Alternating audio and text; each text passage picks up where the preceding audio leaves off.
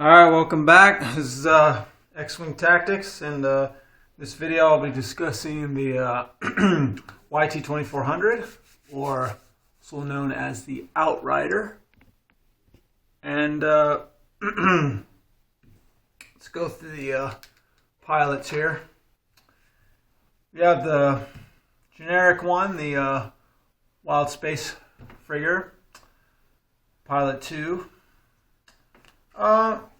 It does alright. If you wanted to do a build where you would have, where you had a lot more points on something and you just, had 30 points to throw in, and but usually he doesn't work well really without the Outrider combo, which I'll get into more later. So I wouldn't use him often. So let's get into the next one.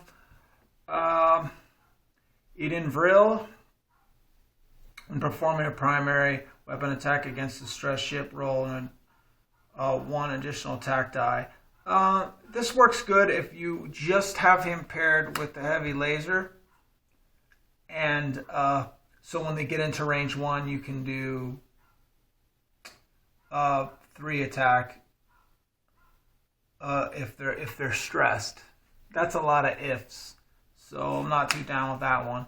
And normally, big ship builds don't do well without a high pilot skill. So these are really the two viable ones as far as competitively speaking. So these are the ones you're going to want to stick with. Lipo you're going to want to use. He mitigates some critical damage by, you get to choose between the two. So, that works kind of well. If you pair him with Chewbacca, you have like a basically anti-crit machine going. And if you want to have a Falcon with more upgrades on it and an Outrider, then that'll give you, more points to work with. So as far as building, I would use him. But like I said, I like the higher pilot skill ships on the solid ships. Usually you're going to play him with one other ship or a mini swarm, which I'll get into what he goes with.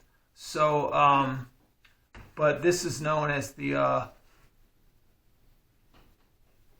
Super Dash, or Dash Special, the 58 Special, because it's 58 points altogether. I know it's a lot of points for one ship, but what you get when you put them together and the synergy you get is well worth it. So first thing you got on him is Push the Limit. That's going to get him the double actions. And you got Engine Upgrade. Like I said, the boosts on a large ship are just amazing. And it's very important because with your upgrades. And then you got Kyle Katarn, which is great, and he works well with Push the Limit. So after you remove a stress token from your ship, you may assign a focus token to your ship. So the next turn when you're clearing off that stress from using Push the Limit, you get to get that focus. Because a lot of times he's going to boost and barrel roll. Because he has the focus, target lock, and barrel roll, and boost actions. So he's got those 4 actions. You can use those really well with this combination. And then this is really what gives him the power and costs all the points, of course, as a heavy laser cannon and the Outrider. Very important about secondary weapons.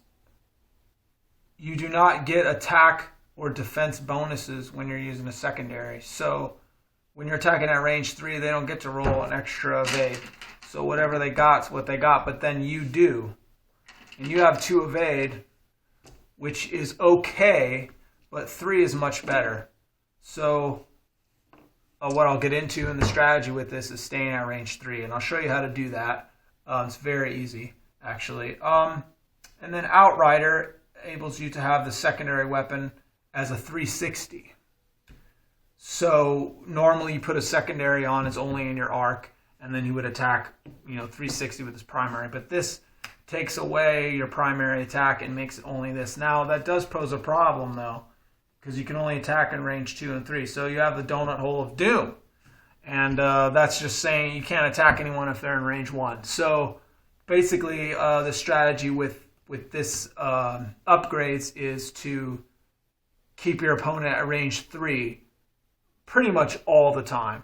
Now, you can't keep them at range 3 all the time, but at least out of range 1, preferably range 3, 2 if you can, and then never get yourself into range 1 against anything.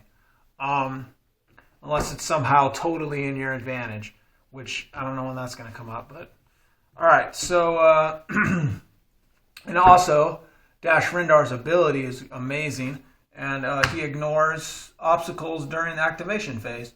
Now, if you use the debris cloud, which you can see him flying through the debris, it's for a reason. This guy, basically nothing happens to him because you only, when you go across them, that's when you lose your action and you get stressed. And if you land on it, you're still able to attack. So basically, it doesn't even affect him at all. That's what I'm saying. So play with at least 3 of these in a tournament if you're playing him, or all 6 if you're doing casual. And basically, you fly right into the asteroid field. Who cares? Use it to your advantage to keeping range 3, and I'll show you how that works too.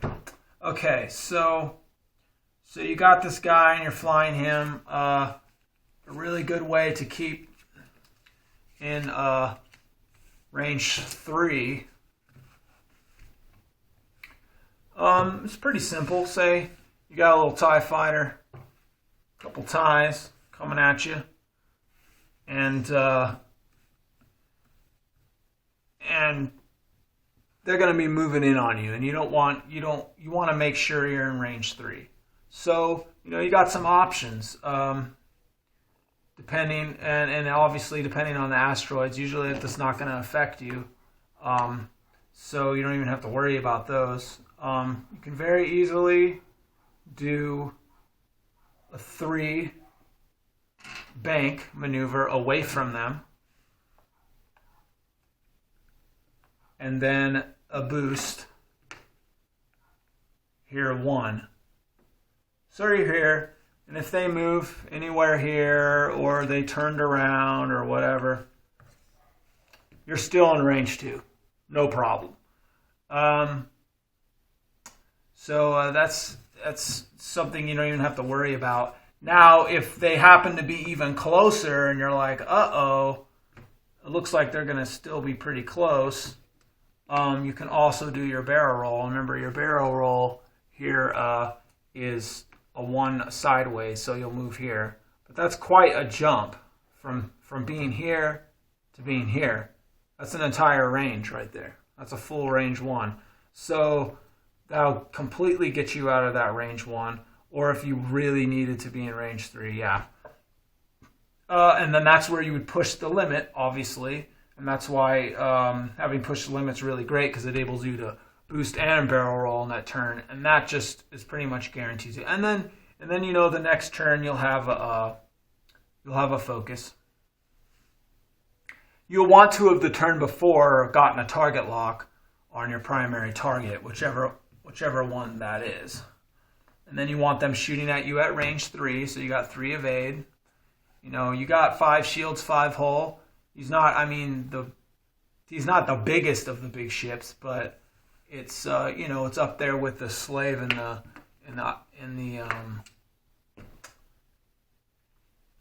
shuttle. So it's going to take a while to take down, especially when you're always able to get out of their firing arcs at range 3.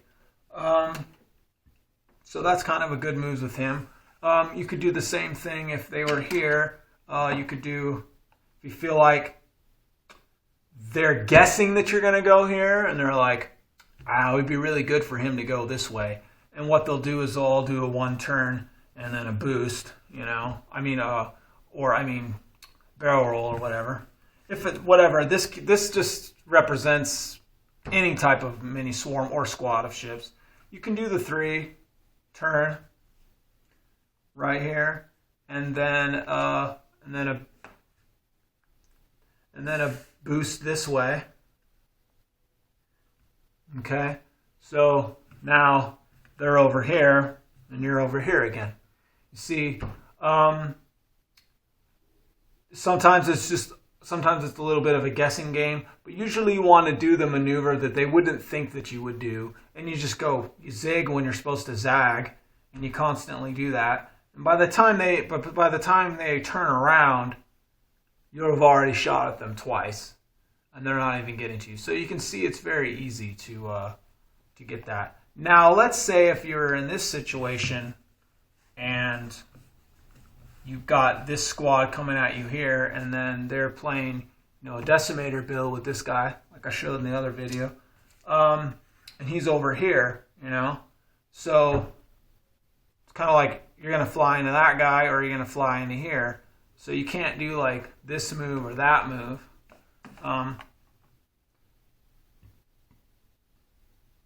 Because they're just going to cover all that ground.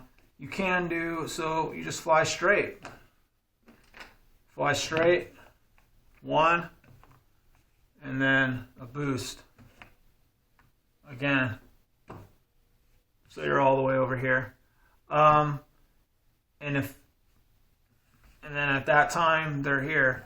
And then if you had a firing arc issue, like you had too many ships that you felt like were going to attack you, then you adjust it with the barrel roll, whichever way needed. That's why it's always very important to have that push to limit so you can maximize that boost and barrel roll. To get you in that range 3, to get you out of those firing arcs, you got to become a little wizard with that. As you practice with them more, it'll be easier to pull off. Okay, so now as far as other builds to go with him. So you got your super dash. Now what do you play him with? Well, one that I really like is, of course, the E-Wing. And with Core and Horn, with the Veteran Instincts, Fire Control System, and R2-D2. This little build right here, really great. Won a lot of games with it. Keeping him at that range 3 all the time, and then him in there double tapping. You do kind of a hammer and anvil type of thing. So you'll have him playing it safe here.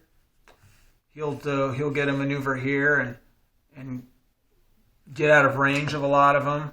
Get in that range 1, and then you'll have him coming over here. So you'll get like this kind of a hammer and anvil type of thing, and they'll run right into that E-Wing trying to get the Outrider, because they're going to go after the Outrider. He's the most points, and they feel like, oh, if I can get him in range 1, he won't even be able to shoot at me, and I'll be able to get all these hits, and he doesn't have a lot of evade. They just want to bring down your strong ship because he's attacking for 4 no matter what, and your ships just can't handle that. So they'll do the biggest mistake ever, and they'll try to go after him thinking that they can get him in range 1, and it's just not going to happen. I played against it, and I played with it, and with this kind of build, with the push to limit and all this, it's very hard to even get him in range 1, especially if you're smart with turning the other way, zig when you're supposed to zag, and they just won't be able to guess where you're going to be, and then they'll just get slammed by the E-Wing. So that works really well. I referred to the other video with the E-Wing on, and then you put it all together. The other one is Chewie, actually. You actually have just enough points to throw a Chewbacca in there. So this gives you 2 big ships. I usually don't like to do 2 big ships because they don't balance each other. You just have 2 big ships that can get shot at, and they don't cover each other's disadvantages. But in this one, you have the very maneuverable dash, and then you have Chewie that's just a tank. And if you like something that's really tanky, it's going to be really hard to take down, it's going to work really well for you. You can just bring Chewie right into the battle, taking on a lot of the hits, and he negates all the critical damage, so he's going to be on the board a while. And you just have, you don't have any points for upgrades. If you wanted to give him a little more survivability, you could take out Kyle Katarn, and you could replace that with C-3PO. That does weaken him a little bit. You don't get that focus after removing the stress, but if you're going to play this build, I suggest taking it out because you need to have at least something to negate some damage with him. So that's kind of how you play these guys. Normally, you're going to be very dynamic with this guy, and you're going to play it very safe with him. Turtling up, just kind of, bumping into ships, just passing behind them. This guy, you're just going to be flying like from here to there, through the whole game. You're going to be all over the place. And they'll be chasing him around while you continue to get hits. I would never play them very close together, but I wouldn't start them too far apart. Kind of a good one would just be, you can have them just here on the end, either corner, across from where the enemy is. So you can move this way, get behind him. You can shoot out really quick with him, play it very safe with him. You just got to see what your opponent's doing and play them well. Okay. And then the last one would be, if you like to have some more ships, you can have a little mini swarm of Talias, and that fits in at enough points there as well. So you can use the skills I show in I think I'm putting up a swarm video too, so you can use that along with this.